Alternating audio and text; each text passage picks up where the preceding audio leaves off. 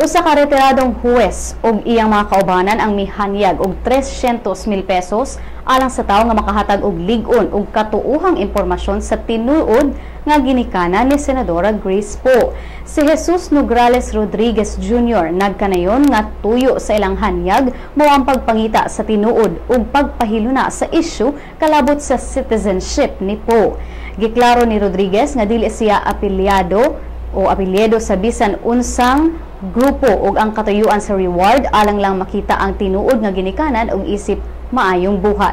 Matud pa ni Rodriguez nga nagkinahanglan sila og DNA test sa mugawas ug muangkong paryente ni Poe sa dili pa ihatag ang reward.